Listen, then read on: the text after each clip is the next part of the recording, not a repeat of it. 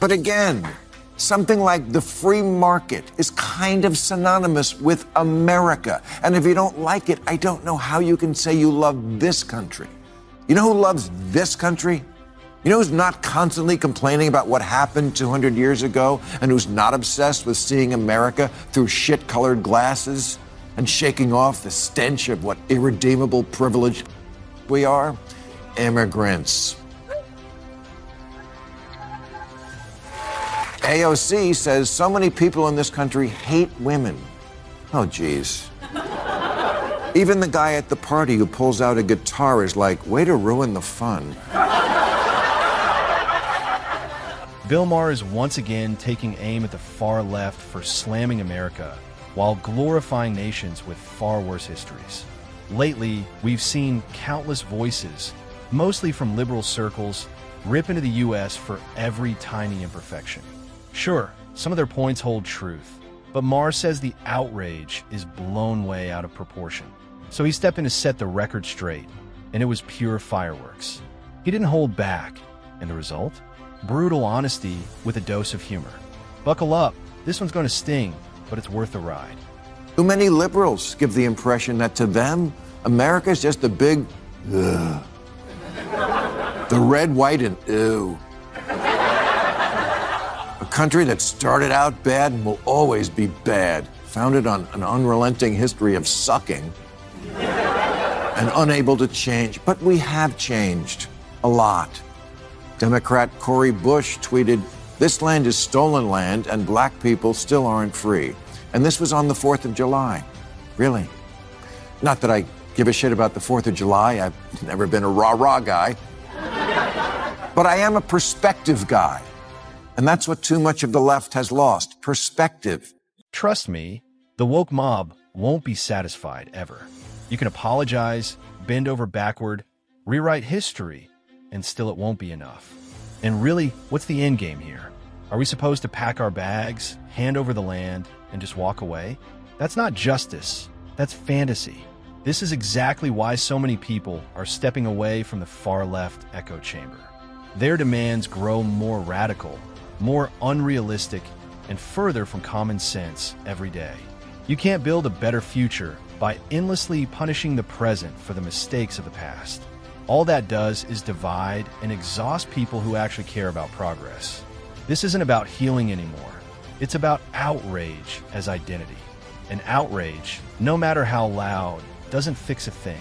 At some point, we've got to stop chasing approval from those who can't be appeased and start focusing. 72% of black people under 30 are optimistic about their future in America. Way more than white people the same age.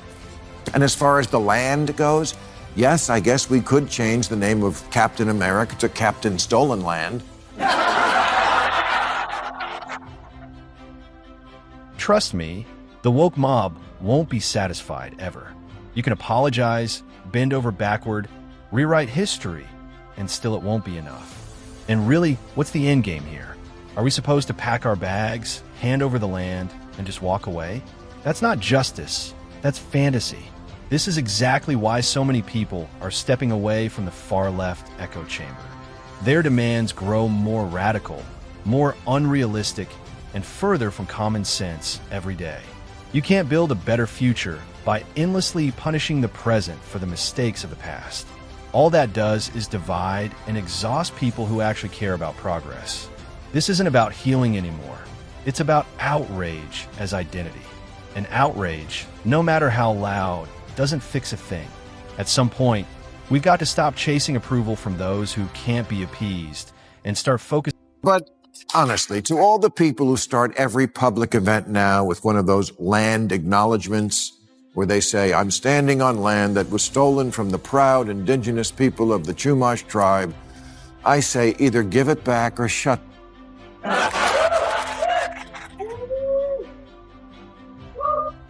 Honestly, to everyone starting public events with those scripted land acknowledgements, I stand on land stolen from the proud indigenous people of the Chumash tribe.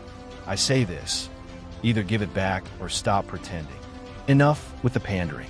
Enough with the polished guilt trips disguised as progress. The woke crowd loves these little performances, but what do they actually accomplish? A few poetic lines don't undo history or help anyone living today. If they're really serious about returning the land, let's see them start with their own homes, their universities, their properties. But of course, that's where the speeches stop and the selfies start. It's all about optics, not outcomes. Looking righteous has become more important than being real. That's why Maher's point hits so hard. It exposes the hypocrisy. This obsession with appearances over action has turned genuine activism into theater. America doesn't need more moral monologues. It needs honest dialogue and practical change. Otherwise, all these empty declarations are just noise, echoing self-importance with no substance behind it. AOC says so many people in this country hate women. Oh, geez. Even the guy at the party who pulls out a guitar is like, way to ruin the fun. There isn't a single country on earth today that safeguards women's rights and freedoms more effectively than America. From equal education and job opportunities to the right to vote, lead, and speak without fear, American women have privileges many others can only dream of. So when AOC claims that America doesn't like women simply because voters didn't pick Hillary Clinton or Kamala Harris, it sounds tone-deaf. Elections aren't sympathy contests. They're about competence, leadership, and trust. No one owes a candidate their vote just because of gender. That's not progress. That's tokenism. Kamala Harris, for example, didn't lose because she's a woman. She lost because she didn't connect, didn't convince, and didn't deliver. True equality means applying the same expectations to everyone, not lowering the bar for optics. Supporting women's empowerment isn't about cheering every female politician.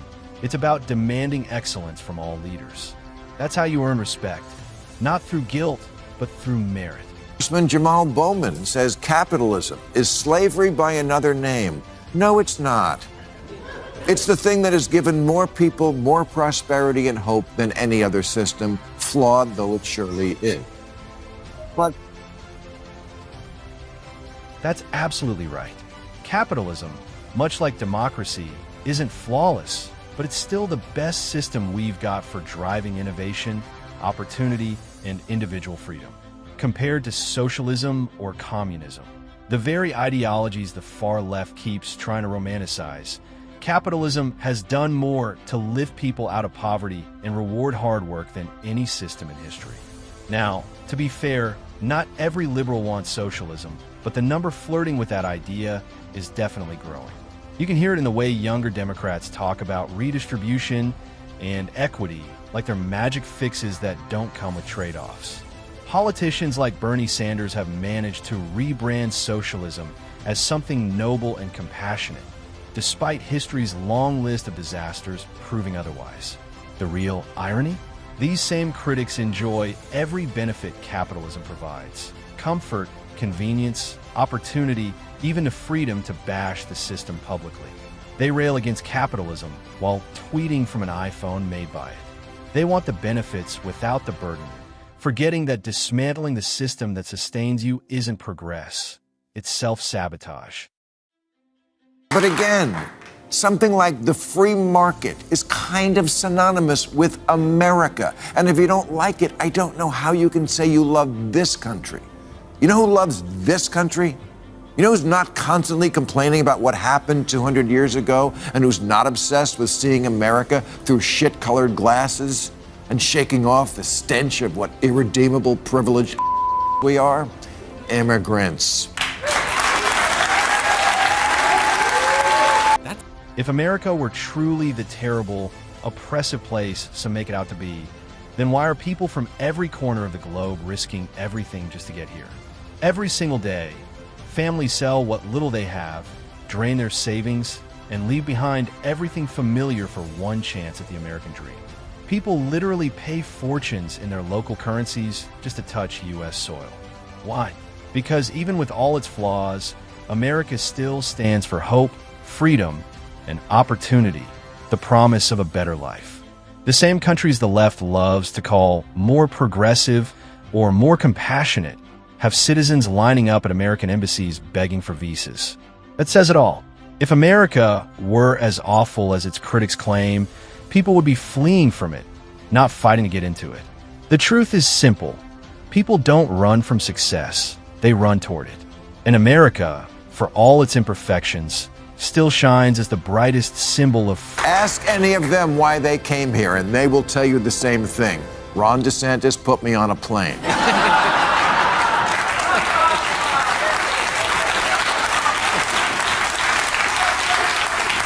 But they will also tell you that America, for all that's so shitty about it right now, is still the last best hope. And those people asking for our votes to take it over should remember that. Yeah. Honestly, the Democrats' constant America-bashing routine isn't winning them any points. You can't inspire voters by convincing them their own country is broken beyond repair. If they really want trust and votes, it's time to start acknowledging what's right about this nation and celebrating it.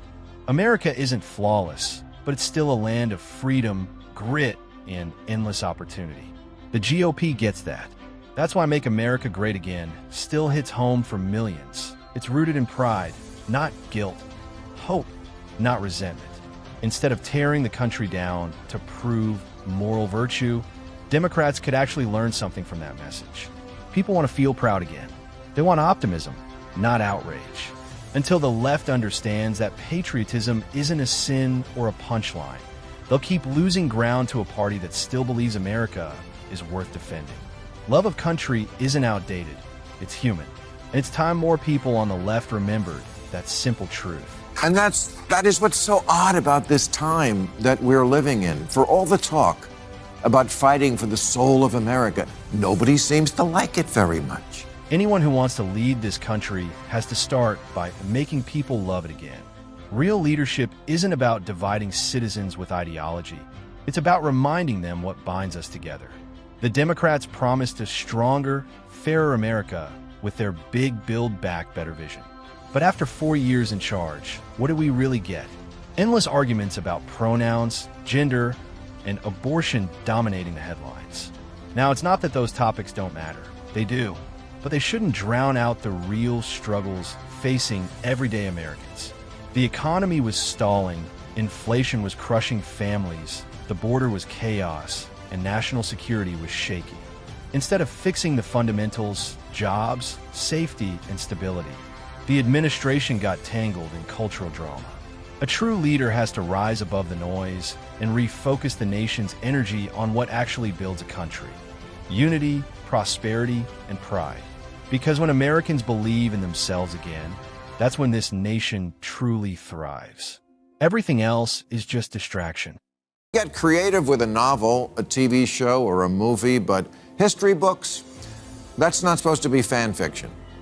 How we teach our kids history has become a big controversy these days, with liberals accusing conservatives of wanting to whitewash the past, and sometimes that's true. Sometimes they do. But plenty of liberals also want to abuse history to control the present. And last month, a scholar named James Sweet caught hell for calling them out for doing just that. He criticized a phenomenon known as presentism, which means judging everyone in the past by the standards of the present. Not only does the fringe left attack America's present, but they've made it their mission to rewrite and condemn its past. Nothing ever seems to satisfy them. The present is never good enough, and the past is always unforgivable. They reject the nation's history, its founders, even its flag, as if perfection were ever part of the deal. Every era, every leader, every achievement gets torn apart until only flaws remain. It's exhausting, and worse, it's self-defeating. You can't build a stronger future while despising the past that made the present possible. Yes, America has made mistakes. Every country has. But America also learned, evolved, and led the world in progress. That's why I always say, it's almost impossible to please these critics. The goalpost keeps moving, and no reform ever counts when outrage is the only lens. And that's where Bill Maher is spot on. America isn't perfect, but it's still the greatest experiment in freedom the world has ever seen. Constant self-loathing doesn't fix anything. It only weakens the very nation that gives people the freedom to complain in the first place. Real progress begins with gratitude, not guilt. So maybe it's time we stop apologizing for America and start appreciating it again. Because believing in this country isn't not